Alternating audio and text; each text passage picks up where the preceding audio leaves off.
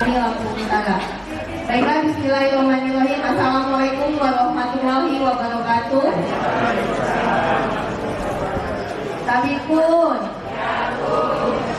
Puji syukur kita panjatkan kehadirat Allah Subhanahu wa Ta'ala, karena dengan nikmat sehatnya lah pada siang hari ini kita diberikan kesempatan untuk bisa hadir dalam pengibasan budaya positif aksi nyata CGP Angkatan 6 SMA Negeri 1 Kota Bumi, Lampung Utara. Salawat serta salam kita aturkan kepada junjungan kita Nabi besar Muhammad SAW. Mudah-mudahan kita mendapatkan syafaat beliau di yaumil akhir kelak. Bapak Ibu, terima kasih atas kehadirannya. Kami mendapat dukungan penuh dari Bapak Kepala Sekolah untuk kegiatan diklat calon kepala sekolah selama 6 bulan ke depan.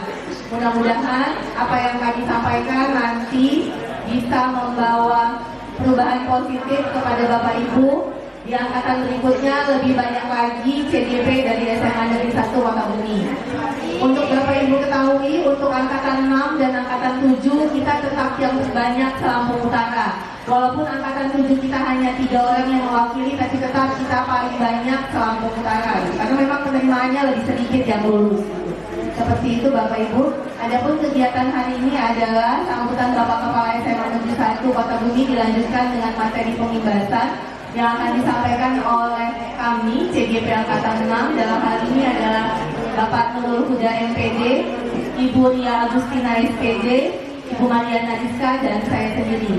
Baiklah Bapak Ibu, kita mulai kegiatan kita ini dengan sama-sama mengucap lafaz basmalah. Bismillahirrahmanirrahim. Yang pertama adalah sambutan Kepala SMA Negeri 1 Kota Bumi kepada Bapak Dr. Andes Haji Aruji Kartawinata, disilakan.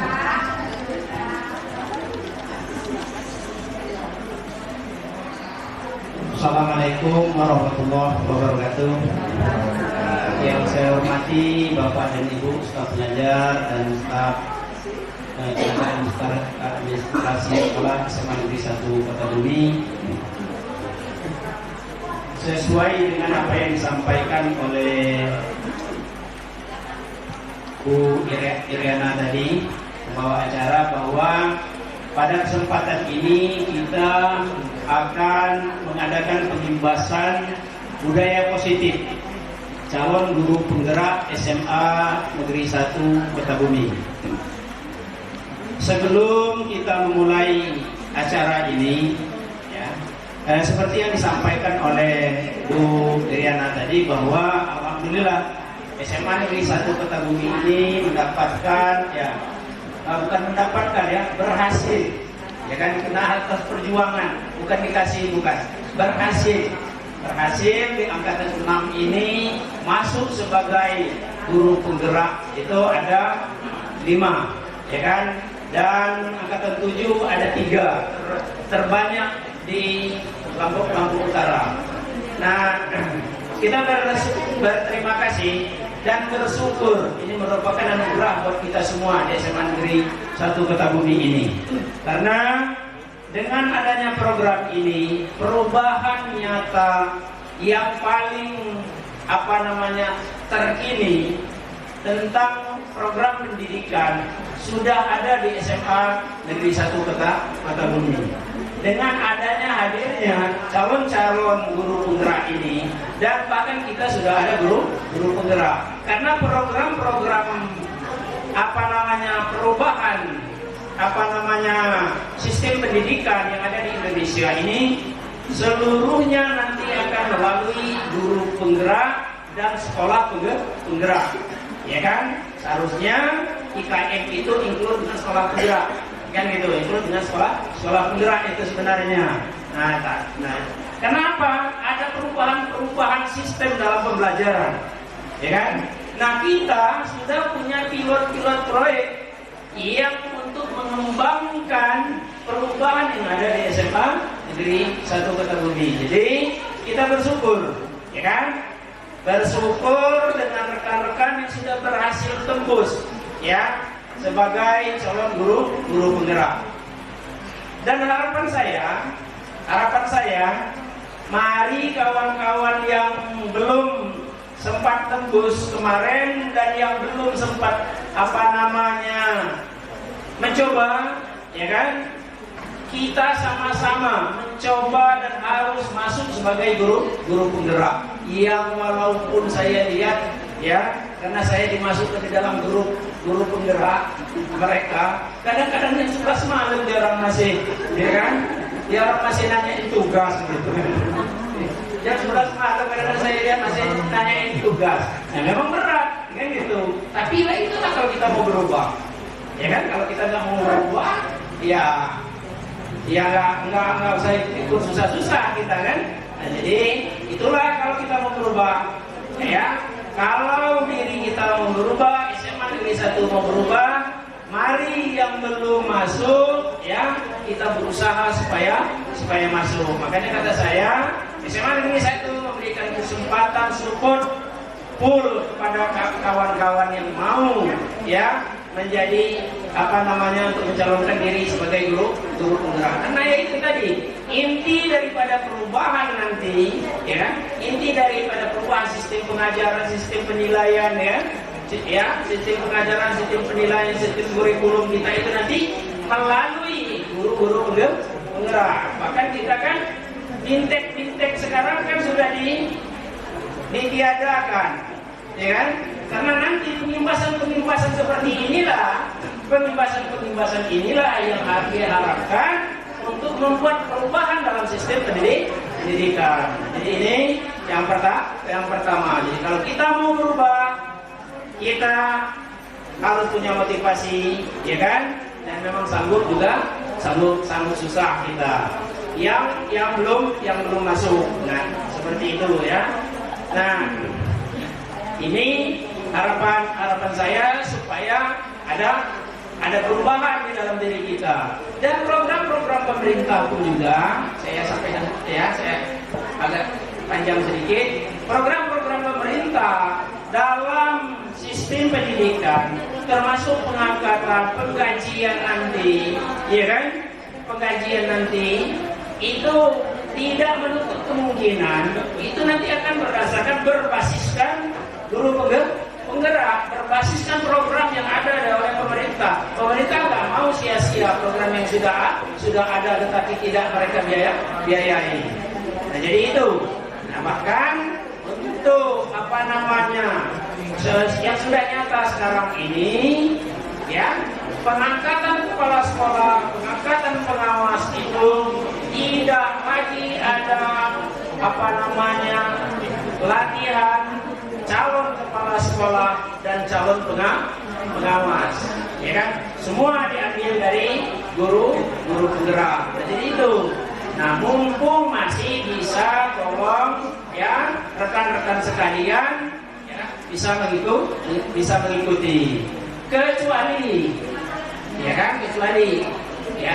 ya kami ini walaupun masih mau nggak punya kesempatan lagi, itu pun juga karena sudah dibatasi umur, ya kan, maksimal 50 tahun, ya kan. Pak Nurul kemarin coba lulus nggak bisa lagi ya tahun depan, ya. Nah, jadi itu ya. Nah, jadi seperti itu, ya kan.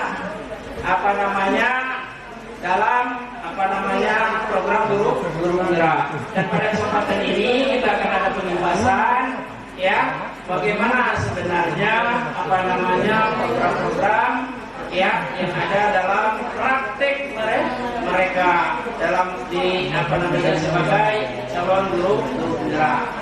Jadi itu saja yang bisa saya sampaikan. Lebih dan kurang saya mohon maaf. Saya akhiri dengan topik budaya. Assalamualaikum warahmatullahi wabarakatuh. Waalaikumsalam warahmatullahi wabarakatuh. Terima kasih Bapak Kepala SMA Negeri 1 Kota Bumi. Betul yang seperti beliau sampaikan bahwa program ini adalah program pemerintah yang tidak mungkin pemerintah sia-siakan ke depannya. Jadi kalau dulu kita melihat senior kita itu portofolio waktu mereka mau sertifikasi nanti ke sini PPG dan sebagainya, itu pun sama nanti program guru penggerak itu akan sama wajibnya, karena selain punya sertifikat pendidik yang kita dapat dari PPG, ada juga nanti kalau kita mau jabatan struktural dan sebagainya kita harus punya SIM dari guru penggerak. Jadi saya juga sangat didukung teman-teman 5 lainnya dan 3 yang berikutnya. Jadi minimal saat menyatukan visi atau melakukan gerakan di sekolah, saya tidak sendiri seperti zaman Bu Neni yang sulit menyamakan visi, misi, dan persepsi. Tapi kalau sekarang untuk bisa menyamakan visi, misi, dan persepsi, kami punya 8 orang baru sekarang. Jadi mudah-mudahan nanti menular ke teman-teman yang lainnya. Kalau kalian lihat kami mengeluh, pasti tidak bohong, kami mengeluh gitu ya. Cuman kan kalau semuanya harus sehat dan bahagia gitu. Mudah-mudahan bisa bahagia sampai akhir. Baiklah, kami mulai pengimbasan budaya positif aksi nyata CGP Angkatan 6 SMA Negeri 1 Kota Bumi Lampung Utara kepada Bapak Nurul Huda MPD, disilahkan. Oke, baiklah. Terima kasih atas waktu dan kesempatan yang diberikan. Sebelumnya, Bapak Ibu sekalian, mohon maaf ya kalau kita harus minta waktunya sebentar untuk kami melakukan pengimbasan ya. Ini bagian dari tugas kami sebagai calon guru penggerak, yaitu kami harus melakukan aksi nyata pengimbasan, yaitu ini tentang modul 1-4, yaitu berkaitan dengan budaya positif ya. Oke, sebaiknya Assalamualaikum warahmatullahi wabarakatuh. Nah, jadi Bapak Ibu sekalian, sebelum kita memulai kegiatan kita pengimbasan budaya positif, kita adakan speaking dulu ya. Boleh ya. Ya, coba nih, tolong Bu Yana dipimpin dulu speakingnya. Jadi Bapak Ibu, biasanya kalau di kelas biasanya kan anak-anak sulit untuk kita fokus dan memulai konsentrasi hanya pada kita. Kadang sibuk ngobrol, baru masuk dan sebagainya. Tugas kita adalah mengumpulkan nyawa mereka itu hanya untuk kita. Gitu. Jadi fokusnya hanya di kita. Jadi saya mau kasih contoh sederhana, mungkin nggak begitu inovatif, tapi mudah-mudahan bisa nanti kalau saya kasihnya ini Bapak Ibu punya inovasi yang lebih baik lagi nantinya. Mohon berdiri Bapak Ibu. Kita berdiri sama-sama biar Bapak Ibu fokusnya hanya ke kami berempat karena lumayan tadi kita kan di melahirkan, jadi nanti fokusnya kami berempat. Baiklah, kalau saya katakan Marina, tangan Bapak Ibu di depan ini Marina. Kalau saya katakan menari, Bapak Ibu begini. Boleh? Kalau saya katakan Beliza, kalau Bapak Ibu begini. Kalau saya katakan menari begini. Menara begini. Jadi jangan lihat saya, tapi dengarkan instruksi saya. Marina menari di atas menara. Seperti itu. Jadi fokusnya Marina menari di atas menara. Ayo Pak Widi. Balik. Kan untuk guru yang di bawah 5 tapi konsentrasi ke yang saya ucapkan, ya. Konsentrasi kepada instruksi saya. Fokusnya kepada instruksi, jadi jangan melihat gerakan Bu Riana ya. Oke, itu kita fokusnya. Kita mulai ya Bapak Ibu. 1, ya dokter. 1, 2, 3. Marina menari di atas menara. Marina menari di atas menara. Marina.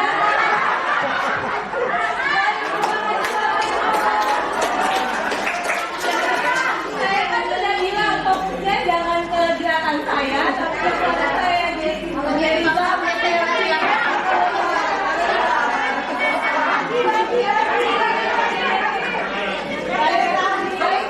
Oke, sekali lagi fokus lagi ya.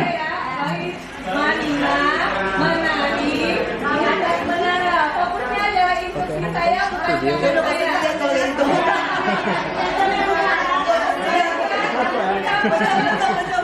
Kita mulai Bapak Ibu. Marina menari di atas menara. Marina menari di atas menara.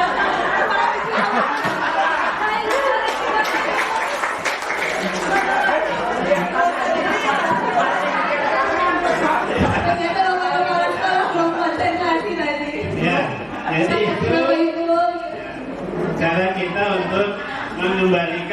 fokus dari siswa-siswa kita ya. Nah, dan dari speaking tadi kita juga bisa mengambil pelajaran Bapak Ibu ya, bahwa jadi sistem belajar siswa-siswa kita itu berbeda-beda ya. Ada yang dia lebih ke visualisasi, ada yang lebih ke audio ya. Jadi itu, jadi ada perbedaan dalam sistem belajar siswa kita. Ada juga yang dia kinestetik ya, orang yang hiperaktif, yang selalu bergerak.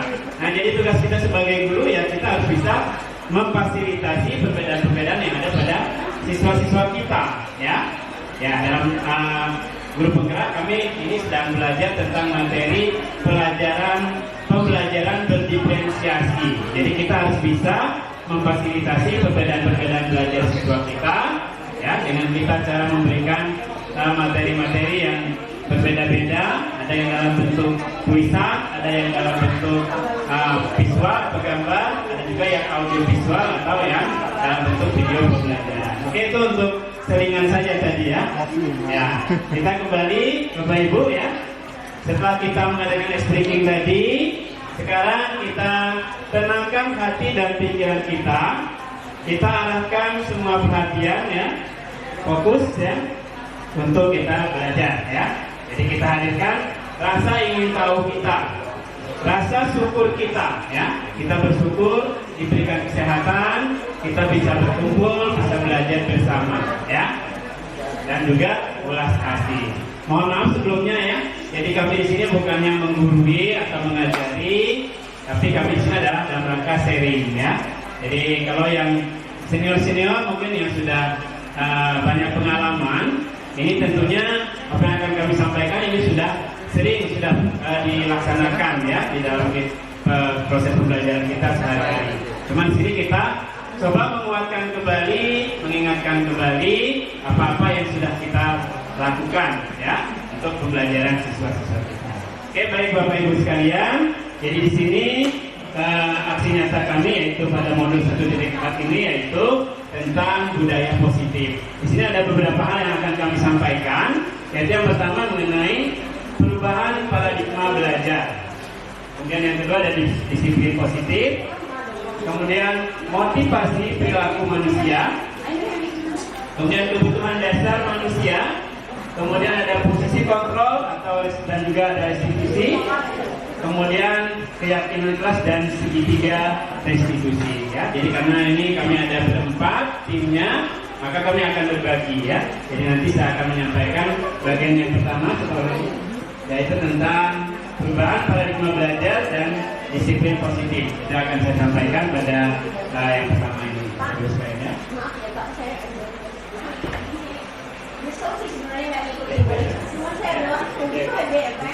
Inginnya nanti yang kedepannya tolong sih apa ada waktu khusus untuk pembahasan ini buat kami ya. Oke ya, kita lanjutkan Bapak Ibu sekalian ya.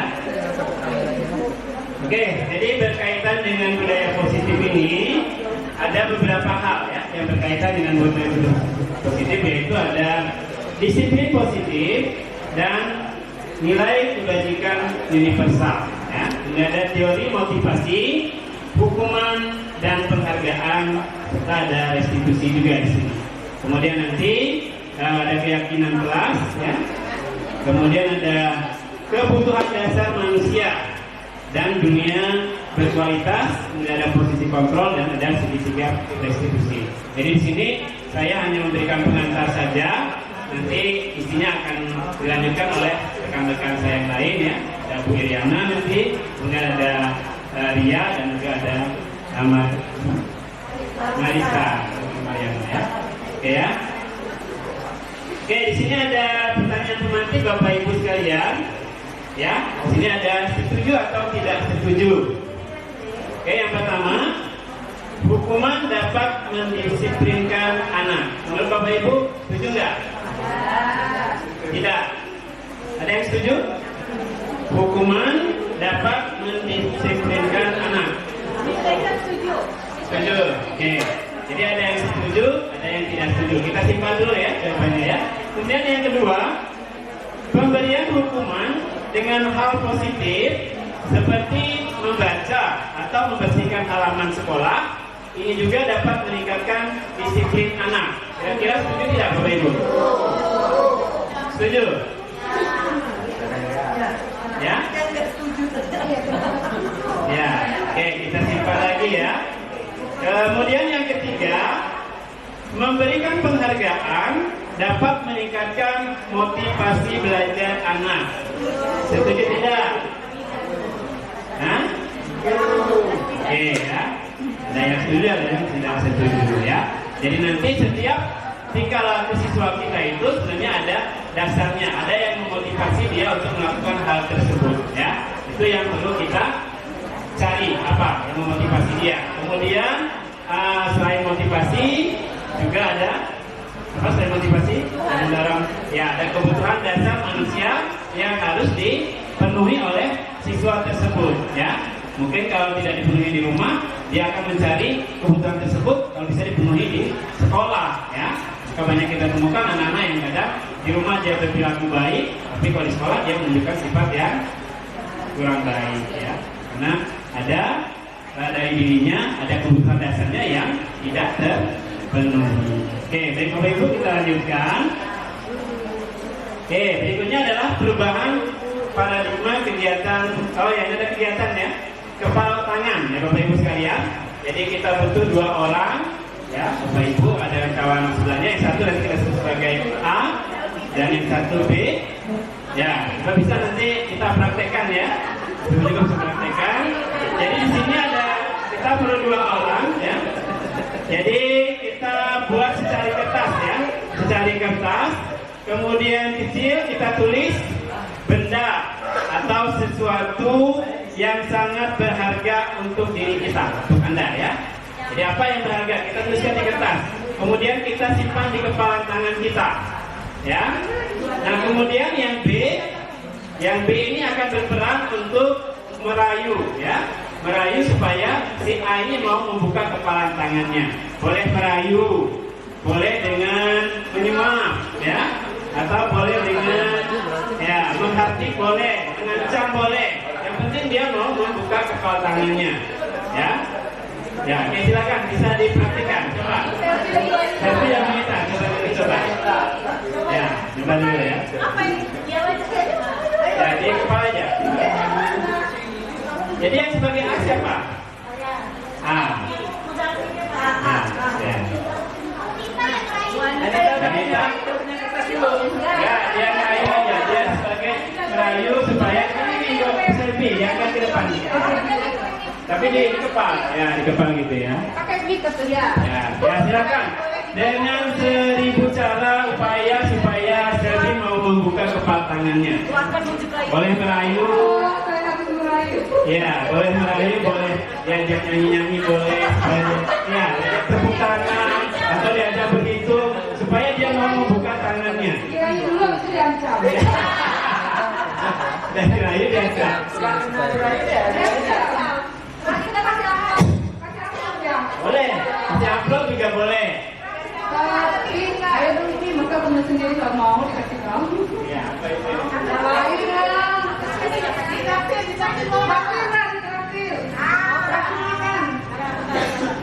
Beli sesuatu.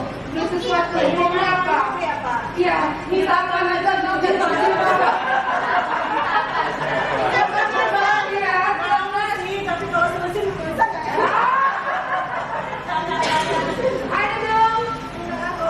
kita makan siang yuk. Makan sore ya? Makan sore?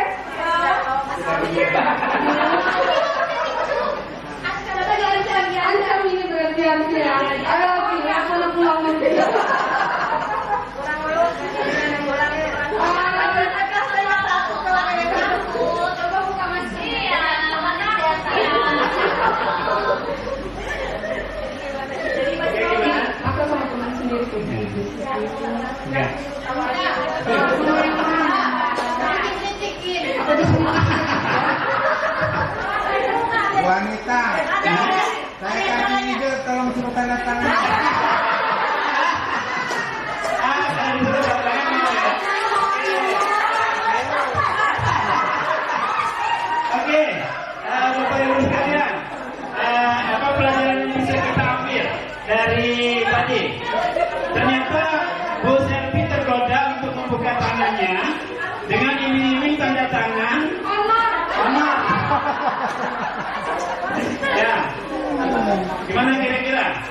Bu Selvi gimana?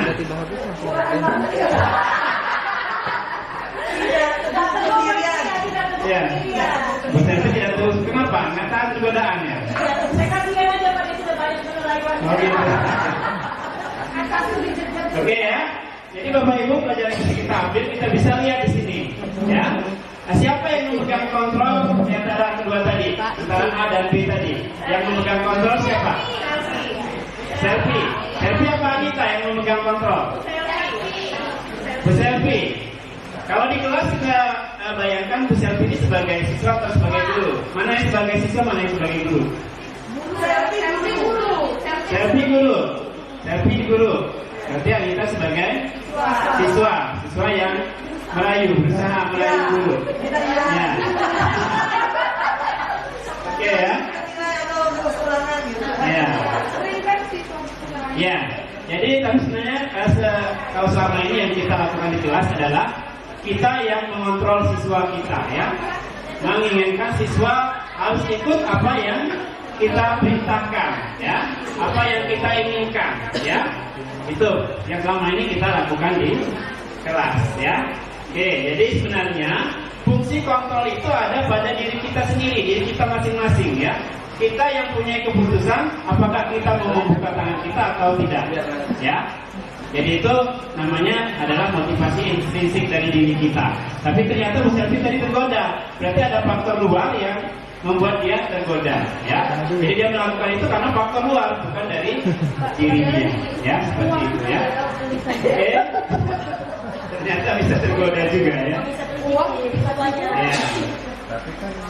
Oke, Bapak Ibu, selanjutnya di sini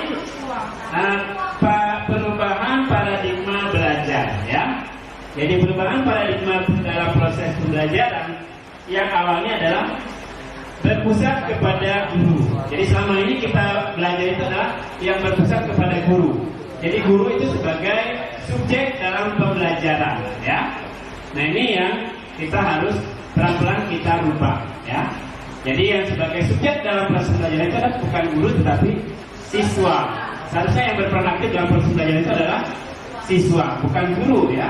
Jadi guru ini tugasnya hanya sebagai fasilitator, ya. Kita memfasilitasi anak untuk belajar. Jadi bukan kita yang belajar, tetapi anak kita yang belajar. Itu sesuai dengan filosofi pembelajaran atau pendidikan oleh Ki Hajar Dewantara, ya. Yaitu tujuan dari pendidikan itu adalah menuntun, ya, menuntun kodrat yang ada pada diri siswa kita, diri murid kita, ya, untuk mencapai kebahagiaan yang setinggi-tingginya, baik dia sebagai individu maupun sebagai anggota masyarakat, ya.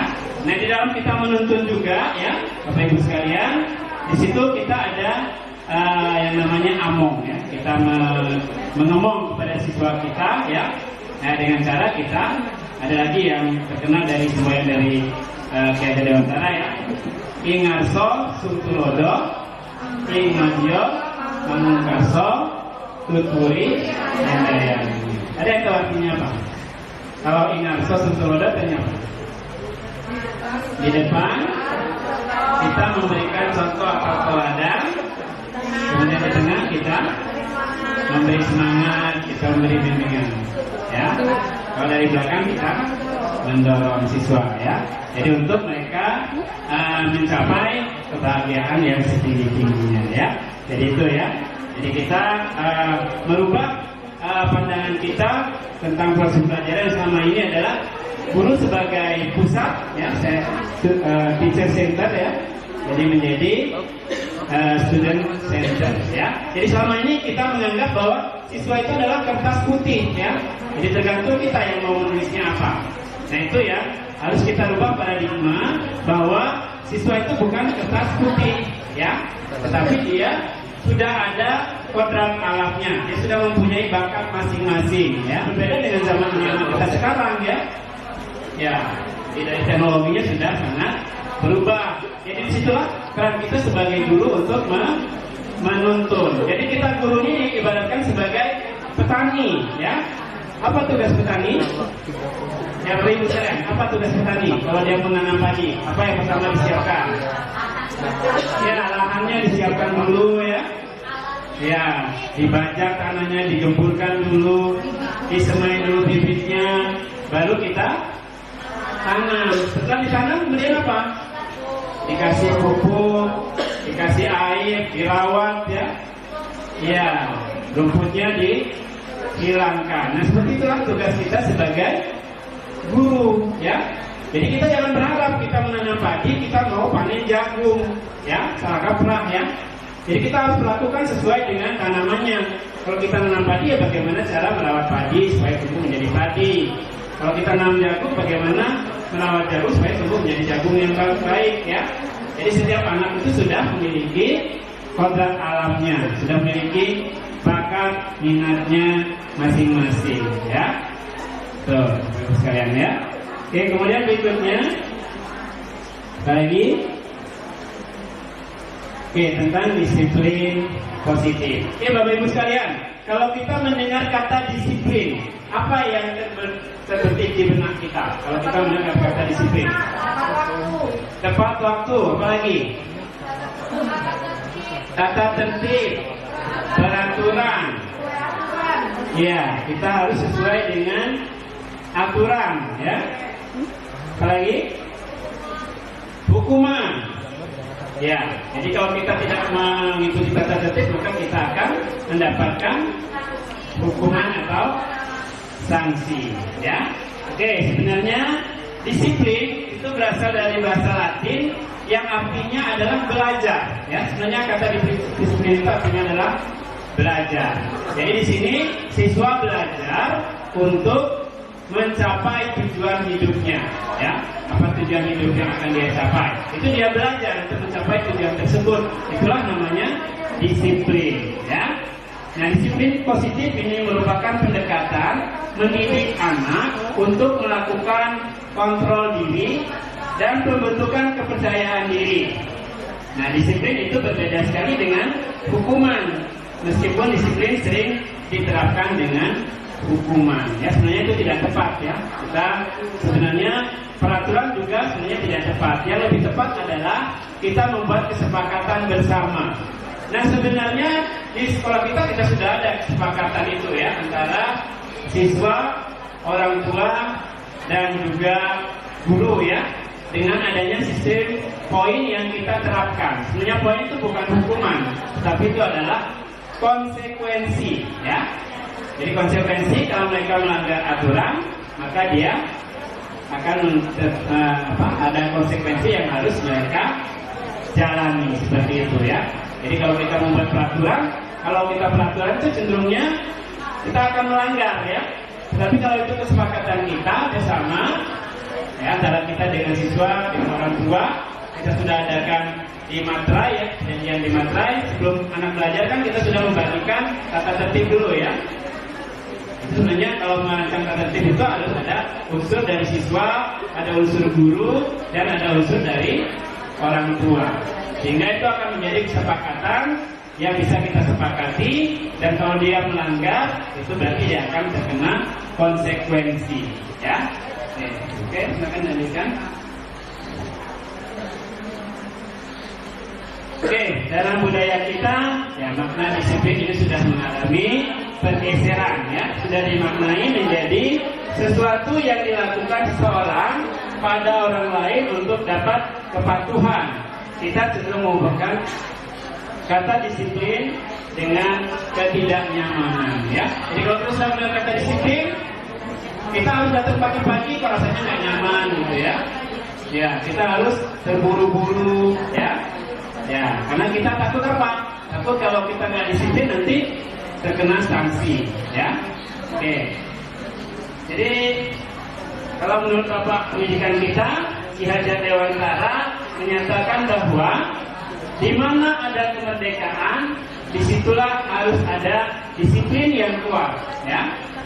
Jadi sesungguh pun disiplin itu bersifat self disiplin, ya. Jadi yaitu kita sendiri ya mewajibkan diri kita ya dengan sekeras-kerasnya ya.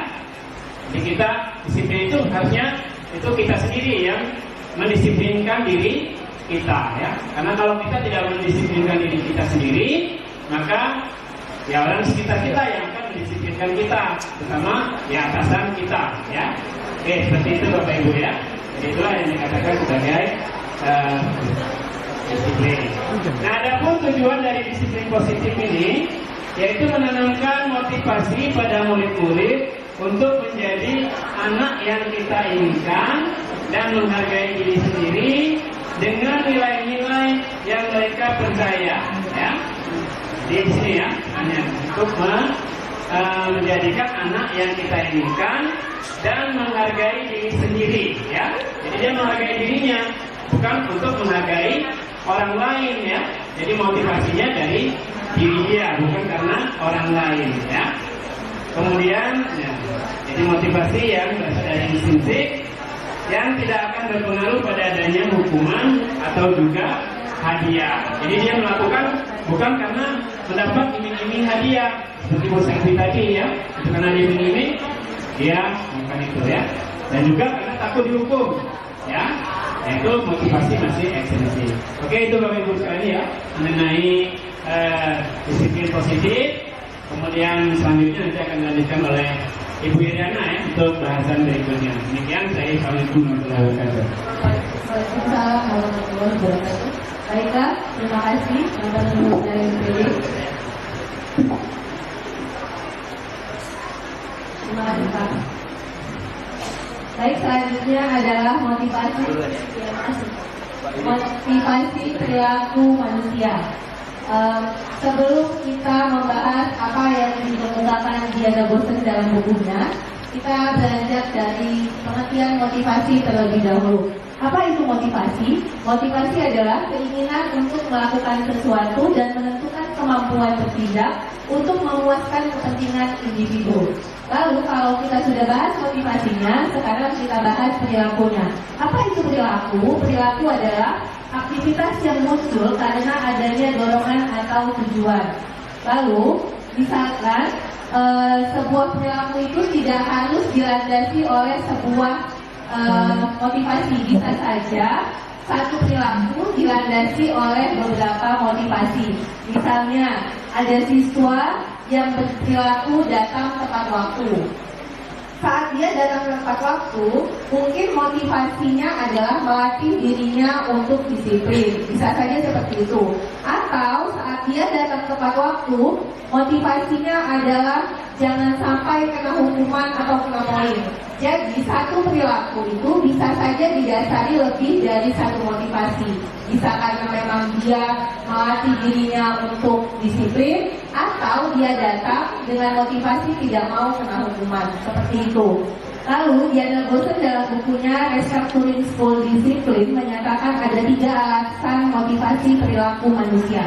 Di sini ada 3 alasan yang paling sering dilakukan siswa kenapa dia melakukan perilaku tersebut. Yang pertama adalah dia menghindari ketidaknyamanan atau hukuman. Lalu yang kedua, bisa saja siswa melakukannya karena ingin mendapat penghargaan atau pujian. Dan yang terakhir, motivasi siswa bisa saja karena memang dia ingin melatih dirinya yang memang untuk keinginan atau nilai-nilai yang dia yakini kebenarannya. Jadi 3 alasan itu biasanya yang memotivasi siswa. Baik, kita bahas yang pertama dulu adalah untuk menghindari ketidaknyamanan atau hukuman. Di antara 3 motivasi siswa itu, inilah motivasi yang paling rendah yang banyak dilakukan siswa. Di sini dikatakan ini adalah tingkat rendah dari motivasi perilaku manusia. Biasanya orang yang motivasi perilakunya untuk menghindari hukuman atau ketidaknyamanan akan bertanya siswa itu, kalau saya tidak melakukannya, hukuman apa yang akan sampai ke saya? Jadi di benaknya itu kalau saya melakukan itu hukumannya apa? Misalnya nih, kayak tadi kejadiannya adalah dia datang terlambat, tapi motivasinya adalah karena takut kena hukuman. Maka dalam Restructuring School Discipline ini adalah tingkatan yang paling rendah karena takut dihukum. Lalu misalnya dia datang terlambat, kena poin. Ketidaknyamanan apa yang timbul? Ketidaknyamanannya adalah kalau poinnya sudah banyak, orang tuanya akan dipanggil. Saat orang tuanya dipanggil, tentu dia tidak nyaman. Jadi seperti itu. Ini adalah tingkatan yang paling rendah.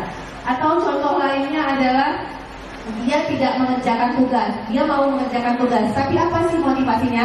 Takut nilainya kecil. Kalau nilainya kecil, maka orang tuanya akan dipanggil gitu. Jadi itu yang menyebabkan ketidaknyamanan atau hukuman. Lalu yang kedua dikatakan dalam buku Diana Dosen adalah mengharapkan imbalan atau penghargaan. Imbalan atau penghargaan ini bisa biasanya bentuknya materi. Selama ini kita berpikir dengan memberikan materi, reward kepada siswa itu adalah motivasi baik untuk siswa. Ternyata tidak. Memberikan penghargaan merupakan material itu bukan motivasi yang baik untuk siswa, karena dia akan melakukannya karena mengharapkan sesuatu.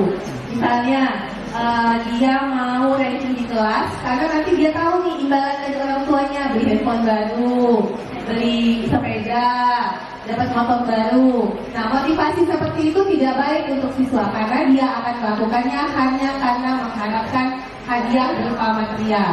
Atau misalnya dia ingin menjadi ketua OSIS bukan karena ingin dia mengaktualisasikan dirinya atau karena ingin membangun sekolah ini, bukan karena ingin terlihat keren di depan teman-temannya, ingin dipuji guru dan teman-temannya. Motivasi seperti itu adalah motivasi tingkat 2 karena ingin mendapatkan imbalan, pujian, penghargaan baik berupa material maupun verbal. Lalu yang ketiga adalah yang paling baik di antara yang lainnya adalah untuk menjadi orang yang siswa itu inginkan, menghargai dirinya sesuai dengan nilai-nilai yang dia yakini. Misalnya, Zaki 12 IPA 2. Kenapa rajin masuk pusdiklat, latihan di sini? Karena dia tahu cita-citanya mau jadi atlet nasional gitu. Jadi dia melakukannya itu memang karena motivasi dirinya. Terlepas dari mungkin kegiatan akademiknya yang harus kejar-kejaran ya, tapi dia tahu tujuannya untuk latihan terus masuk poprov, pusdiklat itu karena dia tahu goalsnya adalah dia mau jadi atlet nasional. Itulah motivasi internal yang paling baik di tingkat 3 motivasi tadi. Seperti itu Bapak Ibu. Lalu ada hal-hal yang bisa menimbulkan motivasi intrinsik pada siswa. Yang pertama adanya kebutuhan. Dia merasa butuh loh. Zaki melakukan pelatihan karena dia tahu dia butuh untuk jadi atlet. Misalnya kalau masuk jalur IPDN dengan melalui jalur prestasi, dia punya STIM, punya modal gitu. Dia tahu kebutuhan dan motivasinya itu memang sejalan untuk masa depannya dan bukan karena imbalan, hadiah, hukuman dan sebagainya. Bisa juga karena pengetahuan sebagai kemajuan diri yang seperti saya bilang tadi. Jadi kalau masuk IPDN mau lewat jalur akademik, saya mungkin nggak mampu kata Zaki. Tapi saya mampu lewat jalur olahraga. Jadi yang seperti itu udah orientasinya ke depan, motivasinya adalah motivasi kuat dalam dirinya. Tidak terpengaruh ada hukuman, tidak terpengaruh akan pujian, seperti itu. Lalu kalau motivasi ekstrinsik seperti yang saya sampaikan tadi, itu biasanya ada kewajiban, takut hukuman, mengharapkan hadiah berupa material, atau gengsi dan pengakuan atas aktualisasi dirinya yang berlebihan. Baik, selanjutnya kita bahas melalui dengan kebutuhan. Kebutuhan itu di sini saya sampaikan ada 5 kebutuhan dasar manusia. Yang pertama adalah bertahan hidup, kasih sayang, rasa diterima, kebebasan, kesenangan, dan penguasaan. Sebelum membahas kebutuhan manusia, kita lihat dulu hubungan antara kebutuhan dan motivasi. Teori kebutuhan Maslow mengatakan bahwa motivasi siswa itu berbanding paralel dengan kebutuhannya. Artinya semakin banyak kebutuhannya, akan semakin kuat motivasi yang dimilikinya. Jadi kalau dia kebutuhannya itu bukan cuma menang di konsol, tapi harus goal di PDN, maka motivasinya untuk menang itu akan lebih kuat. Makanya dikatakan berbanding paralel. Baik, selanjutnya. Motivasi sendiri akan tercapai bila ada kemauan, kemampuan, dan kesempatan. Dalam proses motivasi, dorongan dalam diri siswa menghasilkan upaya untuk melakukan sesuatu dengan lebih. Di sini Maslow membaginya menjadi kebutuhan dasar untuk bertahan hidup ya. Kalau untuk siswa, sekarang saya tanya, apa sih kebutuhan dasar kita sebagai manusia? Yang pertama apa, Bu Neliza? Kebutuhan dasar kita sebagai manusia. Yang makan, minum, olahraga, itu kebutuhan kebutuhan yang harus kita punya gitu ya. Kalau untuk siswa apa hubungannya, korelasinya, kebutuhan dasar? Siswa nggak harus cari makan, nggak harus cari minum gitu ya. Tapi kenapa kebutuhan dasar itu berpengaruh baginya? Karena untuk bisa belajar secara efektif dan efisien, dia butuh makan, dia butuh minum, dia butuh nyaman, dia butuh olahraga. Bukan berarti dia harus cari makan, cari minum, bukan. Tapi saat dia belajar, supaya pembelajaran itu bersifat efektif dan efisien, dia harus kenyang. Gak bisa lapar belajar, gak bisa haus belajar, gak bisa suasana gak nyaman gak belajar. Itulah kebutuhan dasar. Lalu yang kedua adalah kasih sayang dan rasa diterima. Kita sebagai manusia tidak akan pernah bisa hidup sendiri. Jangankan siswa, kita sebagai guru butuh teman curhat, butuh persahabatan, butuh komunitas yang menghargai kita. Begitu juga dengan siswa. Jadi kalau misalnya dalam pertemanan, dalam kerjasama, kalau siswa merasa dirinya dipenuhi dengan kasih sayang, dirinya diterima di lingkungannya, dampaknya adalah dia menjadi happy selama belajar. Siswa tidak depresi, tidak merasa terkucil. Harapannya kan dengan rasa pede, nyamannya itu akan meningkatkan motivasi belajarnya. Lalu yang ketiga adalah kebebasan. Kebebasan ini kadang-kadang kita menganggap kalau siswa harus saja di kelas, tapi ternyata dia punya hal-hal lain, punya kodrat lain, bukan cuma kodrat akademik, tapi juga kodrat dalam bidang lain. Kadang-kadang kita sebagai guru tidak mau menerima, maksudnya membatasi kegiatannya. Pokoknya kalau sekolah belajar, padahal ada siswa yang mampu secara akademik tapi lemah secara psikomotor. Tapi ada juga yang psikomotornya baik tapi lemah secara akademik. Dia butuh kebebasan loh. Dia butuh pengakuan. Dia butuh kalian kita menerima bagaimana dia memiliki minat dan bakat yang harus kita hargai. Lalu yang keempat adalah kesenangan. Rasa gembira, humor, tertawa, bermain, itu adalah sifat dasar anak. Dalam belajar pun sebenarnya kita harus mengajak anak itu bermain sambil belajar, begitu ya Kak Nono ya. Jadi memang karena kodrat anak itu bermain, kita harus mengajarkan materi itu dengan caranya anak bermain gitu. Karena memang itulah kodrat mereka. Tinggal bagaimana kita mengelola pembelajaran menjadi menyenangkan untuk siswa. Lalu yang terakhir adalah penguasaan.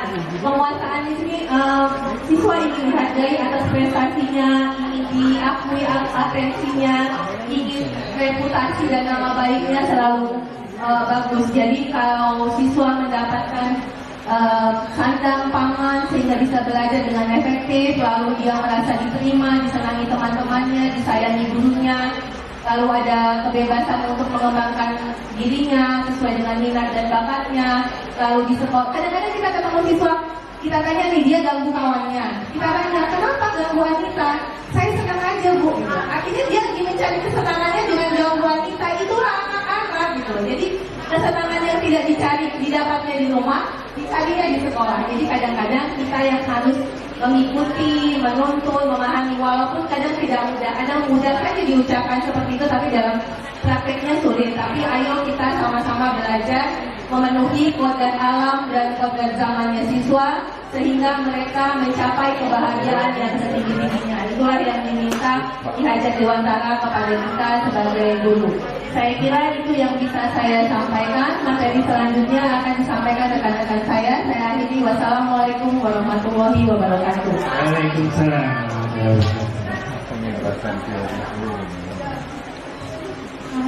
Assalamualaikum warahmatullahi wabarakatuh. Selanjutnya saya akan menyampaikan tentang posisi kontrol guru.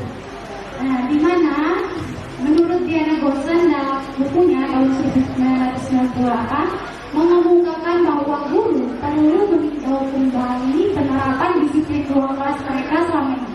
Apakah telah efektif? Apakah berpusat, memerdekakan, memandirikan murid? Bagaimana dan mengapa? Kenapa bagaimana? Kenapa bagaimana? Itu dikarenakan bagaimana kelas itu efektif menurut kita.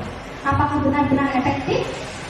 Kemudian kenapa kita harus memandirikan anak? Mengapa? Nah, alasannya ini terkait dengan posisi kontrol kita sebagai guru. Maka dari itu, Gorsan berkesimpulan ada 5 posisi kontrol yang diterapkan seorang guru, orang tua,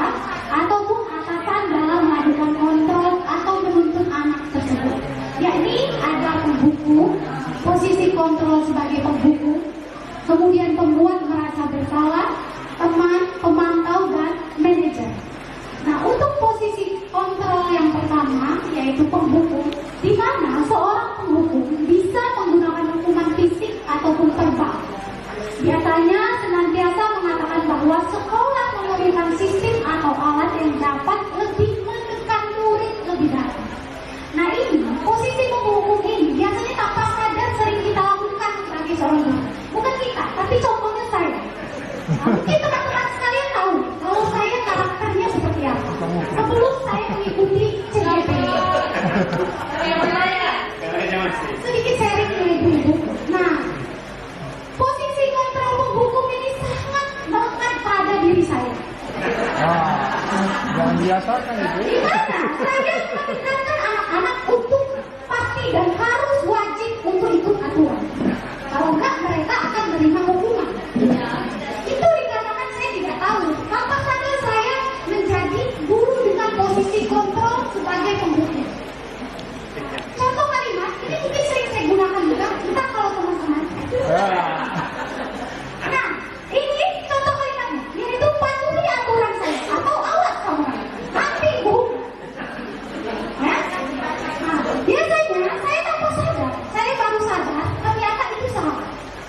Ternyata saya adalah guru dengan posisi kontrol penghukum, di mana saya sangat menekan anak murid saya untuk taat, mau tidak mau harus taat. Ya. Kemudian ada contoh kalimat lagi, kamu selalu saja salah. Oh, ini sering saya gunakan. Kemudian ada selalu, pasti selalu yang terakhir selesai itu kamu. Nah, kenapa posisi kontrol penghukum ini berantakan, ibu-ibu bapak-bapak? Karena anak mungkin akan melakukan yang namanya perubahan perilaku. Dia akan taat. Tapi apa yang membuat mereka taat? Karena takut dihukum. Nah, karena takut dihukum, maka faktor intrinsik dari dalam dirinya itu tidak ada kesadaran. Ibu Marisa ini hukuman terus, ya kan? Nah, seperti itu. Akhirnya ketemu saya 5 meter baru saya belum ngomong, mereka sudah takut duluan. Padahal saya belum tentu akan menghukumnya. Itulah kenapa posisi kontrol penghukum ini kurang tepat. Karena anak berubah perilaku baik itu bukan dari dalam dirinya, tapi karena dia takut dihukum. Kemudian posisi kontrol yang kedua yaitu pembuat merasa bersalah. Pada posisi ini biasanya guru akan bersuara lebih lembut. Nah, pembuat merasa bersalah akan menggunakan keheningan yang membuat orang lain merasa tidak nyaman, bersalah atau rendah diri. Nah, tanpa tidak sadar, saya juga ternyata sering melakukan ini kepada murid saya. Di mana saya merasa sering menekan murid saya kalau dia bermasalah, ya, dengan salah satu kalimat yang ada di sini. Ibu sangat kecewa sekali sama kamu. Nah, ternyata itu saya membuat murid saya merasa rendah diri dan merasa sangat bersalah dengan saya. Padahal sebagai guru, tujuan kita adalah membuat anak itu termotivasi, percaya diri. Tapi kalau kita berada di posisi kontrol pembuat merasa bersalah, kita akan menunjukkan anak itu merasa dibully oleh gurunya sendiri, tanpa kita sadar. Nah, itu contoh-contoh kalimatnya seperti berapa kali Bapak harus bilang memberitahu kamu. Gimana coba kalau orang tua kamu tahu kamu berbuat seperti ini? Nah, ini sering sekali saya gunakan. Tidak tepat untuk menyelesaikan permasalahan anak. Karena mereka tidak akan sadar, walaupun sadar, itu karena mereka merasa bersalah, bukan sadar tentang apa yang mereka perbuat. Nah, selanjutnya itu ada posisi kontrol kemah. Nah, ini juga sering sekali mungkin kita lakukan sebagai guru. Di mana guru di posisi ini tidak akan menyakiti murid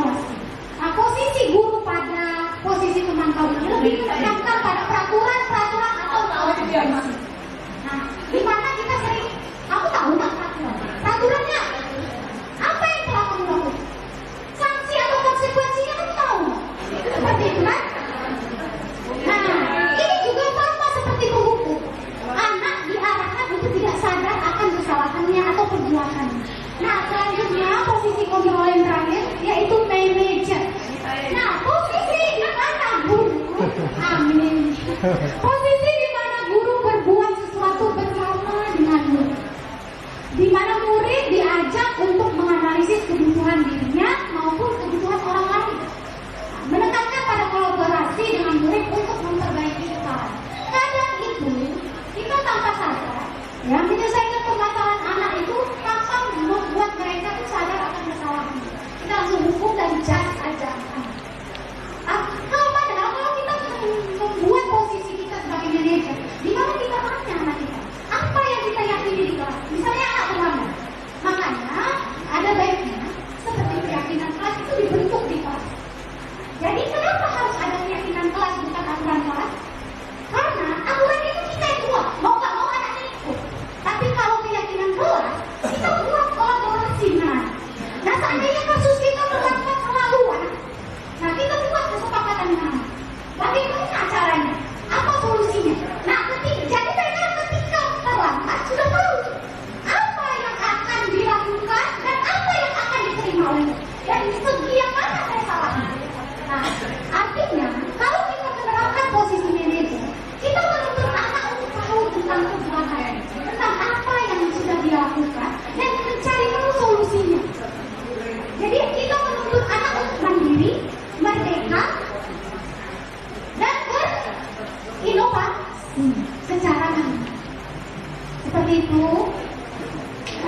posisi kontrolnya ya yang saya sampaikan, mungkin sedikit sharing dari pengalaman yang sudah saya alami di kelas. Selanjutnya yang akan menyampaikan materi yaitu tentang keyakinan kelas adalah Ria Agustina. Saya persilakan.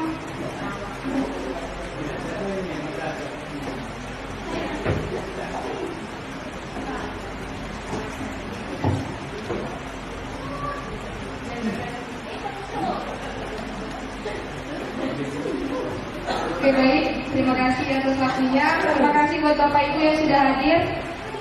Biasanya saya kalau di depan ngasih karate, tapi kalau di sini saya coba untuk menyajikan materi.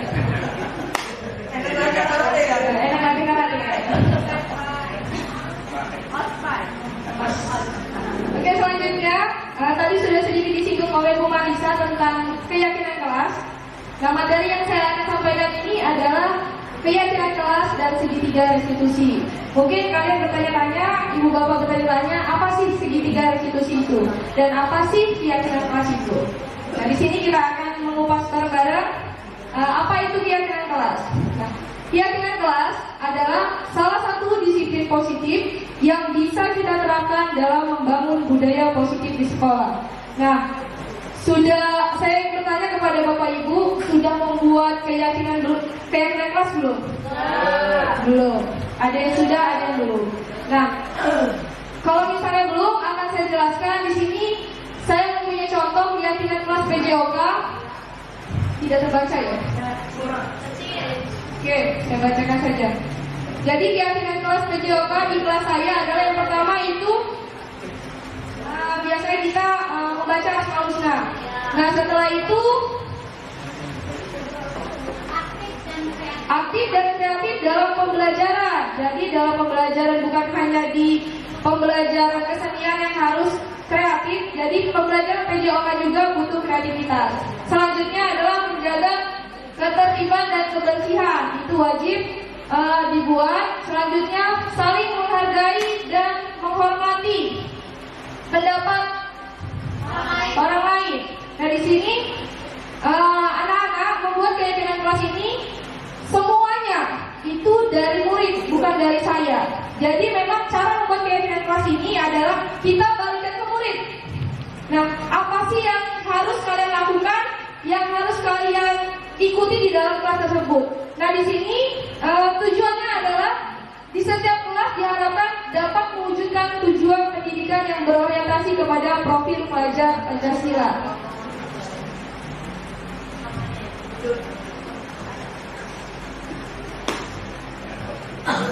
Oke, selanjutnya apa yang akan kita lakukan jika murid melanggar keyakinan kelas? Nah, setelah kita membuat keyakinan kelas tadi, jika murid melanggar keyakinan kelas, apa yang kita akan lakukan? Apakah kita membiarkannya saja atau justru sebaliknya kita memaafkan? Nah kalau ibu bapak bagaimana nih? Kalau dia melanggar peraturan kelas, Menghukum atau membiarkan saja? Ya sudah nak, sampai besok jangan diulang lagi seperti itu. Ya, biasa seperti itu ya. Atau ya sudah nak, anggap aja ini buat pembelajaran kalian, gitu ya. Oke, selanjutnya. Nah, untuk mengatasi masalah-masalah tersebut, jika ada siswa yang melanggar keyakinan kelas yang sudah kita buat tadi, kita akan menggunakan yang namanya segitiga restitusi. Nah, tadi Bunda Ica nanya ya, apa sih segitiga restitusi itu ya? Jadi di sini segitiga restitusi adalah menurut Gosen tahun 2004 proses menciptakan kondisi bagi murid untuk memperbaiki kesalahan mereka, sehingga mereka bisa kembali pada kelompok mereka dengan karakter yang lebih kuat. Nah, di sini tujuan restitusi ini adalah memberikan kesempatan kepada murid untuk melakukan disiplin positif, memulihkan diri dari kesalahan sehingga memiliki tujuan yang jelas. Penekanannya pada cara mereka menghargai nilai-nilai kebajikan atau kebaikan yang diyakininya, bukan berperilaku untuk menyenangkan orang lain. Nah, di sini tujuan restitusi adalah membantu murid untuk jujur pada dirinya sendiri dan mampu mengevaluasi dampak dari kesalahan yang dilakukan. Ya, jadi dengan restitusi ini mampu memberikan penawaran, bukan paksaan. Ya, jadi kita tidak memaksa. Kalau anak melakukan kesalahan, tidak memaksa kamu harus berbuat seperti ini, tidak harus seperti itu. Jadi kita akan melakukan penawaran. Nah, sangat penting bagi guru dalam menciptakan kondisi yang membuat murid bersedia menyelesaikan masalahnya dan berbuat lebih baik lagi. Di sini guru dapat menggunakan kalimat seperti semua orang pasti pernah berbuat salah. Ya, jadi bukan malah menyudutkan dengan memperjelas kesalahannya. Jadi misalnya kalau misalnya di kelas ada anak yang melakukan kesalahan, bukan kita malah menyudutkannya. Jadi bukan malah iya kamu yang salah, kamu yang melakukan terlebih dahulu, bukan seperti itu. Jadi kita kembalikan untuk menjalani kegiatan segitiga restitusi ini dengan mengembalikan ke kita. Jadi semua orang pasti pernah berbuat salah, sama seperti saya, seperti itu. Nah, cara melakukan segitiga restitusi ini ada 3 cara, ya. 3 langkah. Yang pertama yaitu menstabilkan identitas. Yang kedua, memvalidasi tindakan yang salah. Dan 3, menanyakan keyakinan. Oke, kita kupas lebih dalam lagi. Langkah pertama yaitu menstabilkan identitas. Nah, menstabilkan identitas ini merupakan langkah pertama restitusi, yaitu dengan cara menstabilkan identitas. Bagian ini bertujuan merubah orang yang merasa gagal karena berbuat salah menjadi orang sukses. Kita harus mampu meyakinkan mereka, misalnya dengan berkata, saya pernah melakukan hal yang sama denganmu.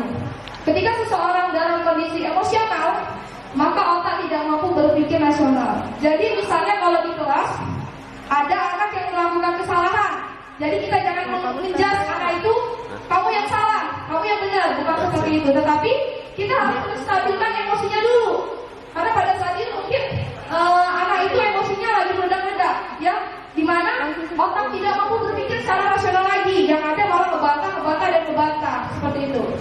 Nah, ini akan sangat tepat kita gunakan untuk menstabilkan identitasnya. Kita mampu membantu mengenai yang salah. Nah, ini merupakan langkah kedua dari segitiga restitusi. Di sini adalah untuk memahami kebutuhan dasar yang mendasari tindakan murid kita. Menurut teori kontrol, semua tindakan pasti memiliki tujuan, entah baik ataupun buruk. Ketika kita menolong murid yang berbuat salah, maka mereka akan tetap dalam masalah. Yang lebih diperlukan adalah kita memahami alasan mereka berbuat kesalahan sehingga mereka merasa dipahami. Dengan contoh kalimatnya yaitu yang pertama, kamu pasti punya alasan mengapa melakukan hal tersebut. Yang kedua, kira-kira apa yang sudah kamu lakukan, benar atau salah? Nah, yang ketiga, padahal kamu bisa melakukan hal yang lebih besar dari itu ya. Itu adalah pernyataan positif dari guru. Dan yang terakhir adalah langkahnya menanyakan keyakinannya. Itu yang menanyakan keyakinan kelas adalah langkah selanjutnya. Ketika langkah pertama dan kedua sukses, maka anak lebih siap dikaitkan dengan nilai-nilai kebajikan yang dia percaya dan berpindah menjadi orang yang dia inginkan. Nah, di sini gambaran masa depannya itu adalah penting.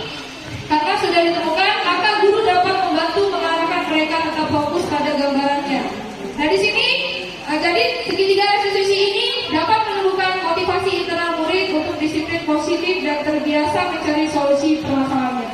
Jadi dengan ada segitiga restitusi ini, kita mampu menjawab dengan kalimat-kalimat yang sudah ada seperti ini. Apa yang kamu lakukan sudah sesuai dengan keyakinan kelas yang sudah dibuat.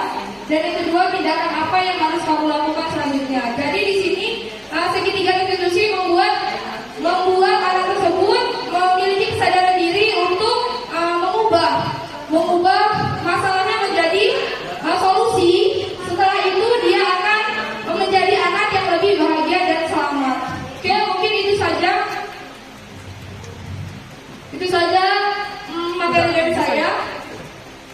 Selanjutnya akan saya kembalikan ke moderator. Terima kasih. Baik, terima kasih Bapak Ibu. Demikian penjelasan budaya positif aksi nyata kami. Sebagai refleksi, Pak Nurul mau menyampaikan refleksi kita pada siang hari ini. Baik, silakan Bu Marisa. Assalamualaikum warahmatullahi wabarakatuh. Di sini saya akan menyimpulkan tentang materi kita tentang aksi nyata kami di sini. Di mana kami dari angkatan 6 CDP SMA Negeri 1 mengharapkan kita sebagai pendidik mempunyai satu visi dan satu tujuan yang sama. Memang perubahan positif itu tidak akan berjalan dengan mudah dan cepat. Nah, dan saya merasakan hal tersebut. Karena dalam penciptaan budaya positif itu ada akan banyak tantangan dan pertentangan, bukan dari diri orang lain saja, akan sejauh juga, tapi dari dalam diri kita sendiri. Karena kadang kita sudah berada di zona nyaman kita sebagai pendidik. Nah, apabila kita sanggup untuk menciptakan budaya positif, mulai dari disiplin positif, kemudian keyakinan kelas, hingga kita bisa menjadi guru dengan posisi kontrol yang tepat, maka terjadinya budaya positif tersebut akan menciptakan lingkungan yang baik untuk membuat anak mencapai tujuan kita yang sama, yaitu menghasilkan anak yang dengan kesuksesan setinggi-tinggi. Karena tujuan kita sebagai pendidik adalah satu, yaitu mensukseskan anak didik kita. Jadi tidak ada yang salah dengan kurikulum mereka, hanya misi saja kita yang berbeda atau pandangan anak. Memerdekakan anak belajar itu bukan berarti melepas kontrolkan mereka atau membuat mereka terbebas dari aturan atau konsekuensi. Tapi kita berkolaborasi dengan rekan kita, anak-anak didik kita untuk sama-sama menghasilkan tujuan yang sama, yaitu menghasilkan kesuksesan bagi anak didik kita. Sekian dari kami, semoga nanti ke depannya kita bisa menggerakkan sekolah kita menjadi sekolah yang lebih dapat menimbulkan budaya positif bagi anak didik kita. Sekian dari kami. Assalamualaikum warahmatullahi wabarakatuh. Baik, terima kasih kepada rekan sejawat yang sudah hadir. Semoga apa yang kami sampaikan tidak hanya pengimbasan untuk hari ini saja, tapi ke depannya ayo maju bersama jadi juru penggerak pada angkatan-angkatan berikutnya. Mudah-mudahan ini membawa positif untuk kita semua. Saya akhiri. Wassalamualaikum warahmatullahi wabarakatuh. Indonesia bergerak, Indonesia maju.